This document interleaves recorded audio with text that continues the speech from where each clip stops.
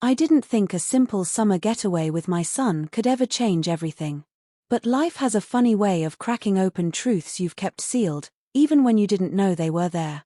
That summer, nestled in the hills of the Blue Ridge Mountains, I learned more about my marriage, myself, and the quiet in-between moments that tell the whole story.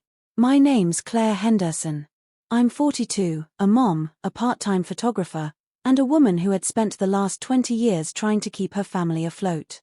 My husband, Mark, worked in real estate and often traveled for business.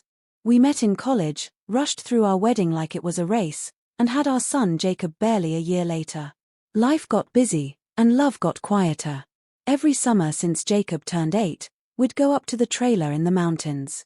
It was a vintage Airstream that Mark and I bought together early in our marriage when we still believed in spontaneity.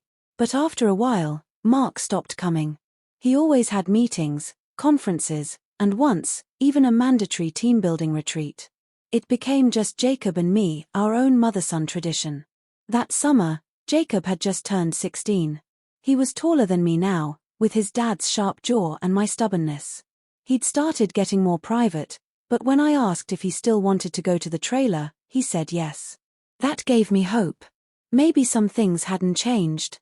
We drove up through winding roads, the kind where cell service disappeared and time slowed down.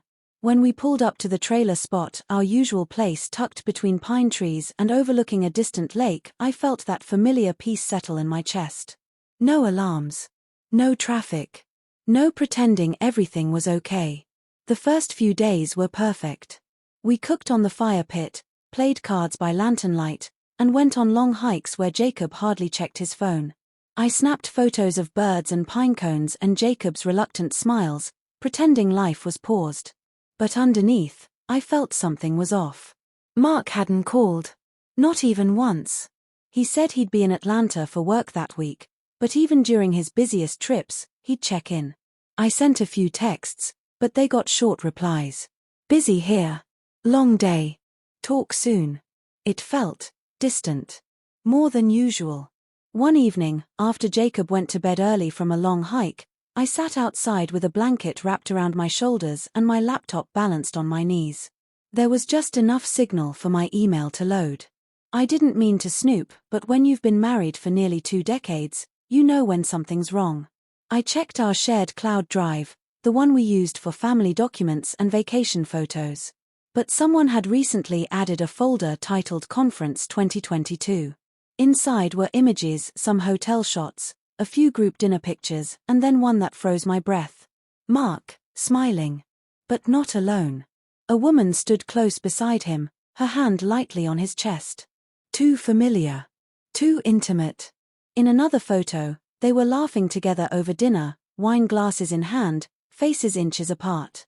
I clicked on a short video clip. It showed Mark walking down a hotel hallway and turning into a room. She followed. The door closed behind them. My throat tightened. There was no way to pretend anymore. He was cheating. I didn't have every detail, but I didn't need them. I felt it in my gut, in the silences, the excuses, the way his eyes had stopped lighting up when I entered the room. I shut the laptop and just sat there, tears welling up, my chest aching in a way I hadn't felt in years. The mountain air was cold, but my face was hot. I wanted to scream, but Jacob was sleeping just 10 feet away. I spent that night wide awake, staring at the tiny ceiling of the trailer. I thought about everything, how I'd given up my career to raise Jacob, how I supported Mark through every job change, every ambition, every business opportunity. I thought about all the ways I'd made myself smaller so he could feel like more. The next morning, I made pancakes like nothing was wrong. Jacob was excited to go canoeing, so I pushed it all down and smiled. My son didn't need to know. Not yet. This was still his summer too. Out on the lake, we paddled in silence for a while. Then Jacob said something that struck me hard. Mom, are you happy? I looked at him. What do you mean?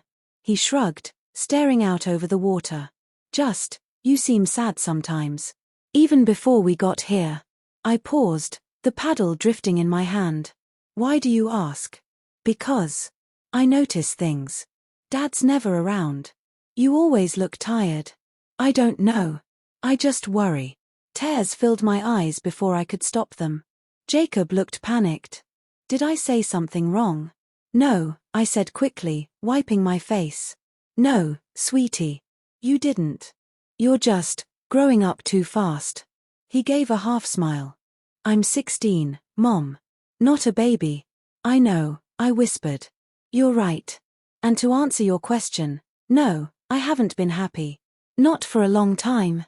He didn't say anything for a while. We just drifted, the canoe rocking gently. Then he said, Is it Dad?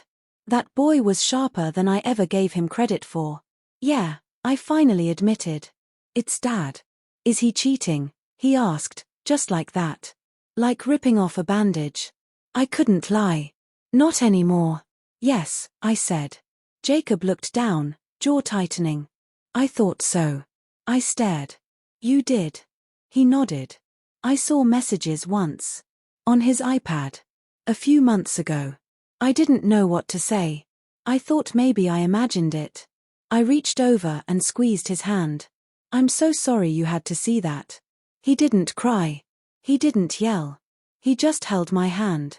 That night, we sat by the fire and talked like two old souls. About life. About love. About betrayal.